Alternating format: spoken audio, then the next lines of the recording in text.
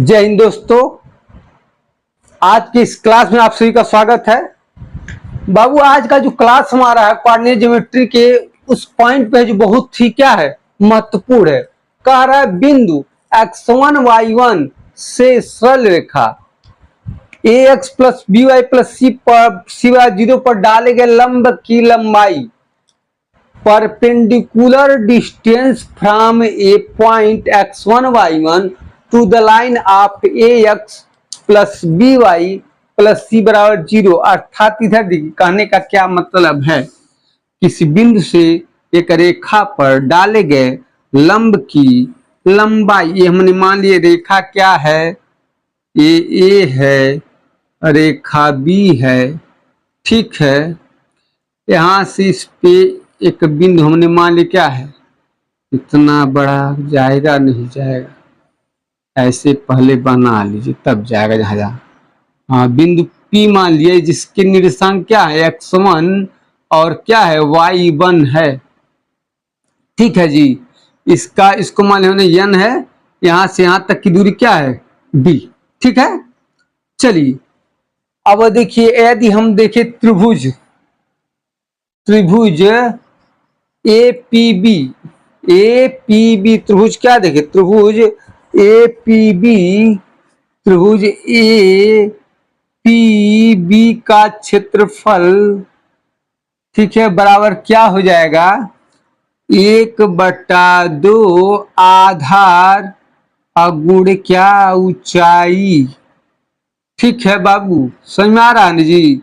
चलिए अब इधर देखिए यदि हम देखिए ये क्या है हमारा x है, x डैश है, y है, y डैश है, मूल बिंदु 0 है। देखिए यदि इसका निर्देशांक हम यदि देखते हैं, सुनिए यदि मान ले हम रेखा सुनी को इसे दिया है, माना रेखा AB क्या है, AB बराबर या AB का सही रेखा AB का समीकरण क्या हो जाए ax plus b y plus c क्या है 0, हमने मान लिया। तो त्रिभुज का क्षेत्रफल ठीक है। चलिए अब देखिए यहां से 1/2 आधार गुण ऊंचाई होगा, क्यों ये लंब है, ये क्या इस पे क्या है भुजा AB पे क्या है लंब है। ध्यान समझो बाबू, यदि ये पॉइंट हमको पता है, ए पॉइंट पता कर लें तो कोऑर्डिनेट ज्योमेट्री त्रिभुज का क्षेत्रफल लगा देंगे। तो ये त्रिभुज क्षेत्रफल इस विधि से 3 बिंदु जो दिए त्रिभुज क्षेत्रफल 1/2 आधार ऊंचाई क्षेत्रफल निकाल, दोनों एक ही त्रिभुज क्षेत्रफल है, बराबर कर देंगे, हल कर ले, पीएन का मान निकाल ले, ठीक है ना जी। चलिए इस बिंदु का निर्देशांक यदि हम देखते हैं तो यहाँ क्या है भाऊ, यहाँ क्या है y का मान 0, तो y का मान जब 0 लिखेंगे बाबू, यहाँ y का मान क्या लिखेंगे 0, तो x का मान क्या है इधर आ जाएगा, जीता आएगा ना -c/a। यहाँ यदि देखे वो यहाँ क्या है, यहाँ क्या है बाबू x का मान 0 है, क्या है क्यों x का मान 0 हो रहा है, क्योंकि ये दूरी y पे चली गई, x पर नहीं चली गई। तो यहाँ जब x बराबर 0 लिखिए बाबू तो b का मान यदि निकाले, y का मान निकालते तो इधर -c और बटा b, -c/b आया कि नहीं आया, आया। अब देखो बाबू तुम निकालते त्रिभुज क्षेत्रफल, चलो तो त्रिभुज का क्षेत्रफल निकाले यदि हम तो क्या लिखेंगे, या तो ही पछांद पीएन बराबर लिखते तभी कोई दिक्कत। अब देखिए यहां से यहां तक से 2 बिंदु के बीच की दूरी हो जाएगी, पीएन AB का मान निकाल लेंगे, हाई डी गुणे कर देंगे। चलिए इधर पर त्रिभुज क्षेत्रफल निकाले, त्रिभुज APB का क्षेत्रफल निकालते हैं तो हो जाएगा क्या होता है 1/2 आधार, और ये कहाँ तो आधार गुण ऊंचाई उधर हो गया। चलिए बाबू x1 y1 x2 देखिए यही चालू को x1 y नहीं दिया है तो इधर से ही इसे चलते, ठीक है। चलिए क्या होता है x1 की जगह x1 ने दिया संयोग से, x1 बाद y2 माइनस y3, इसको मान लिया x1 y1 x2 y2 हो जाएगा, x2 y2 और x3 y3। तो x1 लिख दिया ना, y2 minus y3 y2 minus minus minus y3 क्या लिखेंगे y3 लिखेंगे क्या y3। ठीक है कि नहीं ठीक है? और क्वेश्चन लगाए जी, लगा ही देते हैं। जाता क्या है, ठीक है ना, कोई दिक्कत नहीं, सीधे प्लस करते बहुत इतना बड़ा क्वेश्चन नहीं। चलो चल अब प्लस प्लस x2, हाँ x1 लिखते x2 लिखेंगे, है ना। x2 का मान a है, लिख लो। तो लिखी बहु माइनस c बटा e क्वेश्चन में ए क्या x2 तो आएगा, x2 y3 माइनस y1 होता है, y3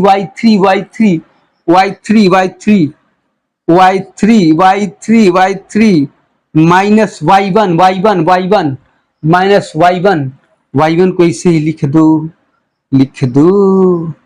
minus y1 plus x3 का मान कितना है 0। 0 के बाद क्या लिखे हम, 0 के बाद क्या लिखे, ये y x3 है, x3 बाद क्या आता है, एक का मतलब 1 2 3 ऐसे आता है ना जी। तो यहाँ एक आया नहीं x3 तो 1 2, यानी कि y1 minus minus minus y3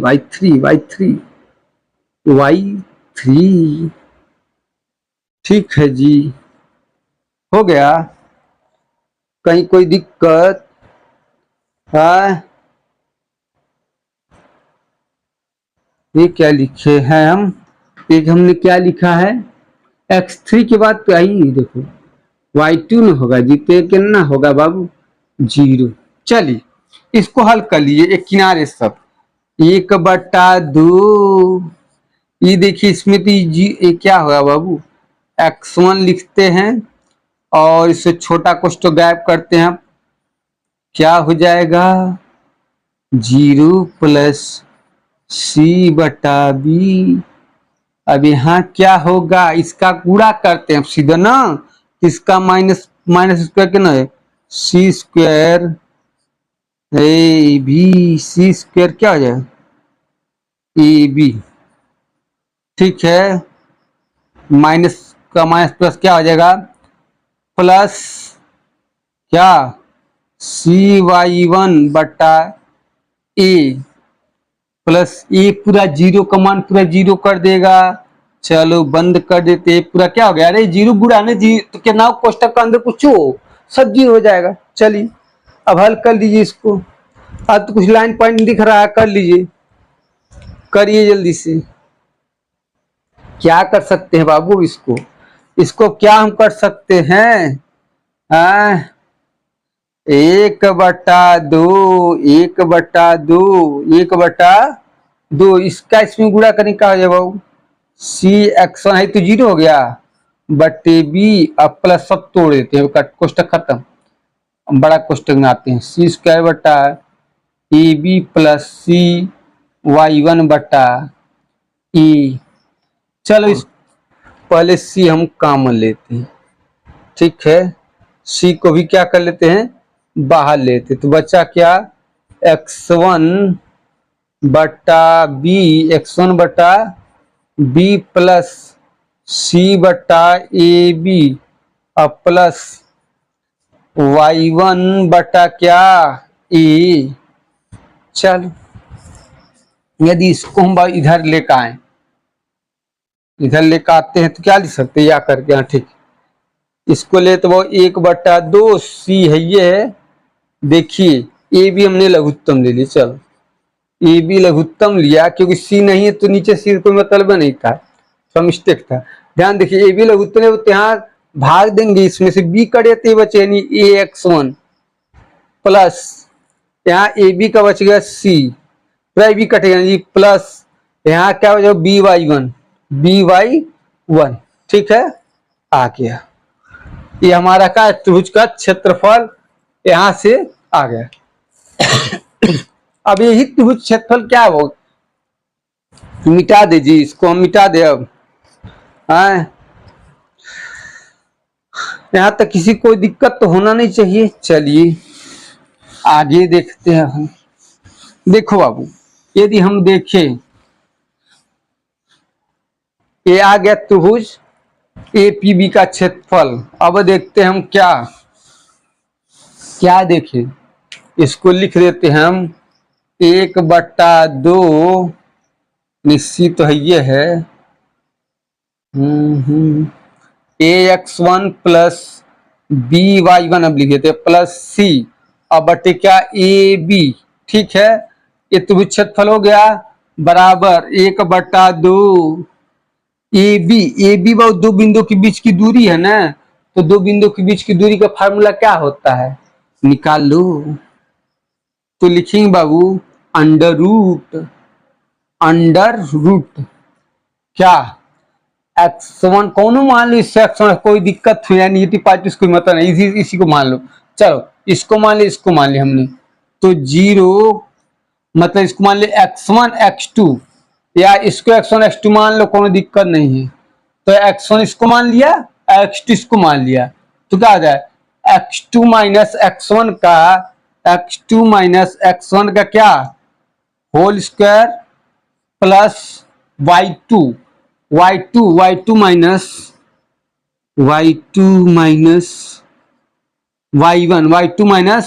y1 के क्या होल स्क्वायर। ठीक है, हल कर लो बाबू। गुड़े क्या है Pn। ठीक है, चलिए वो हल करते हैं। 1/2, देखो बाबू इसको यदि हम देखें तो क्या हो जाएगा, ये देखिए -0 तो एक माइनस रहेगा प्लस हो जाएगा, क्योंकि गुबर कहेंगे प्लस आएगा, इसका ही 0 हो गया, तो क्या c² बटा e² प्लस c² बटा b² गुड़े क्या Pn। ठीक है, यहाँ तक किसी कोई दिक्कत नहीं ना जी। चलो बाबू हल करो आगे। अब आगे हल करो लघुत्तम क्या करें, यू से सी कॉमन लेते हैं। चलो c² कॉमन ले लिया तो बचा का 1/a² प्लस 1/b² गुड़े Pn, या 1/2 ये c² हो जाएगा c, और इसको क्या लिख सकते हैं इसका, अच्छा लिख लो a² प्लस b² बटे क्या a² b² गुड़े क्या Pn। ठीक है वो इधर भी लिखते रहिए 1/2 c ax1 plus by1 plus c अब बटा क्या ab, या इसको लिखेंगे बाबू क्या 1/2 सी है ये ax1 plus by1 plus c अब बटा ab बराबर। ठीक है, अब इसके बराबर क्या लिखेंगे बाबू, या करके 1/2 c ax1 plus by1 plus c अब बटे क्या ab। ठीक है जी, ये भी त्रिभुज क्षेत्रफल से बराबर कर दिए। ठीक है ना, यहाँ तक किसी कोई दिक्कत होगा नहीं।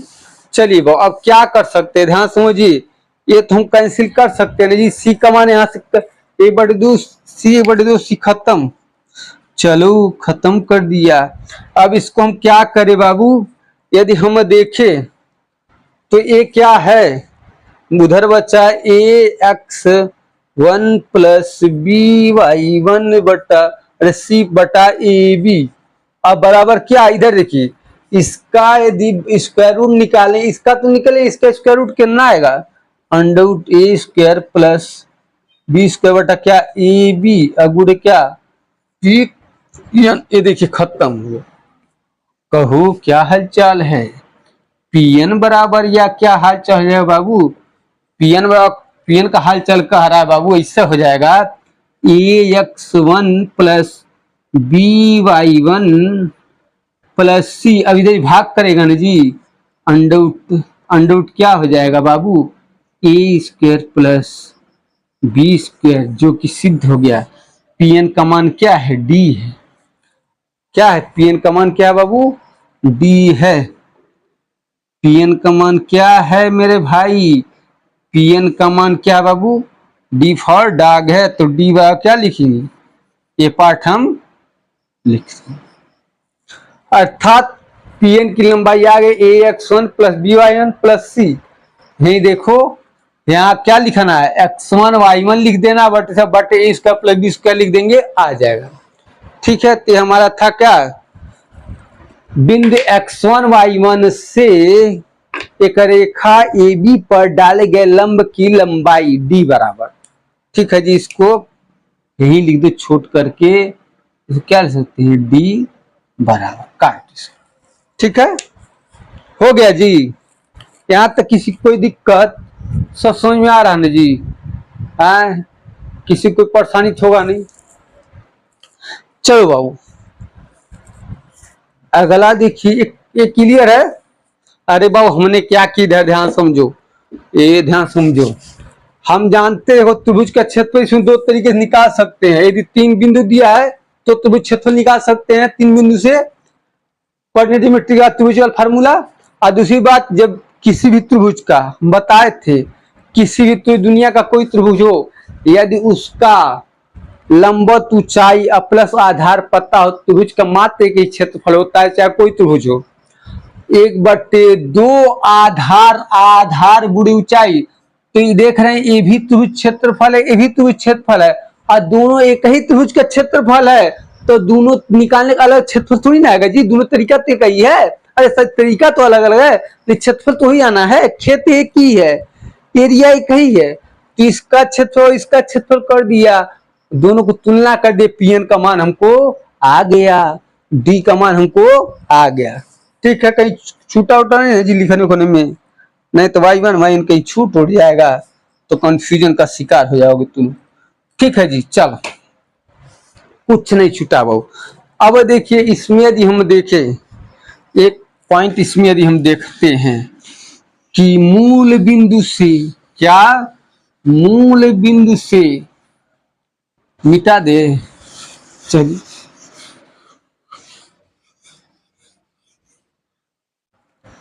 देखिए, मूल बिंदु से रेखा पर डाले गए लंब की लंबाई क्या होगी, लंब की लंबाई क्या होगी। ठीक है जी, यदि हमको देखें क्या है, अभी तो हम देखें किसी बिंदु से ना, अब देखते मूल बिंदु से किसी रेखा पर डाले गए लंब की लंबाई। मूल बिंदु से हल्का चल रहा है, मूल बिंदु अर्थात ओरिजिन से किसी रेखा पर डाले गए लंब की लंबाई, ये मान लिया हमने, क्या है यन मान लिया, कोई दिक्कत नहीं है। ये क्या है, एक्स, ये है एक्स डैश वाई और वाई डैश, वाई और वाई डैश।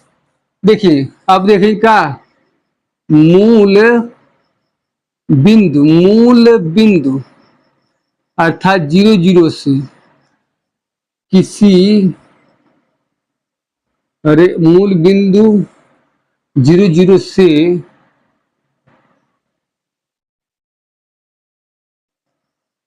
से रेखा ए बी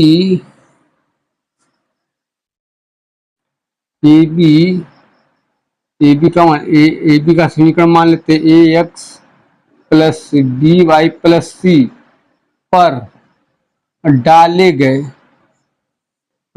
गए लंब की लंबाई, डाले गए लंब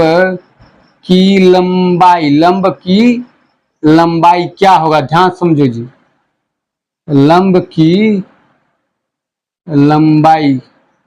अब देखो बाबू, यदि डाले गए लंब की लंबाई, यदि हमको ओ एन ज्ञात करना है, देखिए ओ एन बराबर क्या हो जाएगा, ये बाबू ये तो है किसी बिंदु से डाले गए, किसी रेखा पर डाले गए लंब की लंबाई a x one plus b y one plus c बटा under root a square plus B square है ना।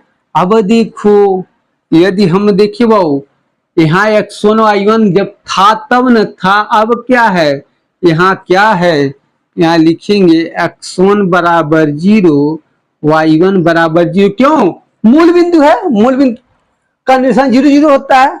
रख दो, ये कितना हो जाएगा, इसका रखेंगे a गुड़े 0 प्लस बी गुड़े 0 plus C under root a square plus B square का है ओ एन।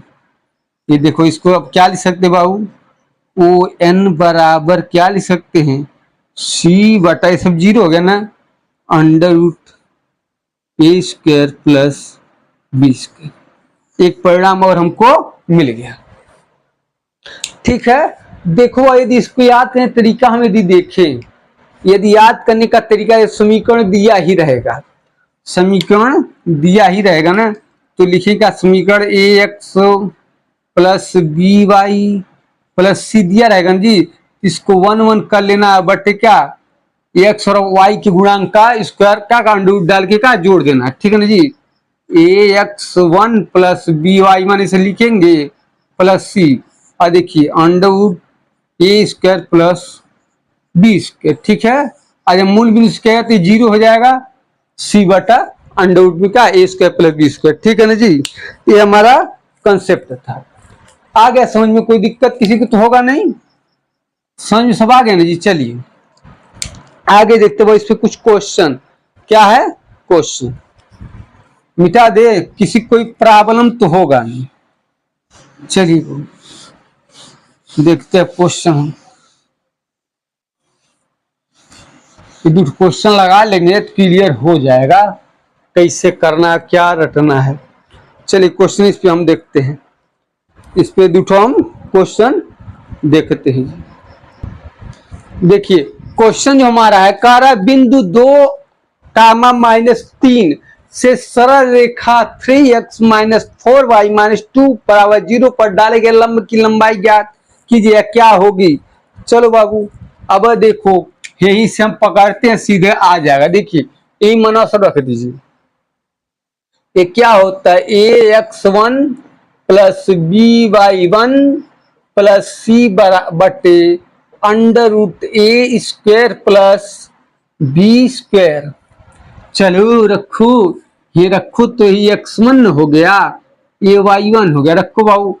तो 3 गुड़े x1 का मान 3 -4 और गुड़े क्या -2 हाँ, अब प्लस सी अब बट्टे क्या under root a square plus B square, अर्थात क्या 3 का स्क्वायर प्लस -4 का स्क्वायर। हल कर लो, आ जाएगा।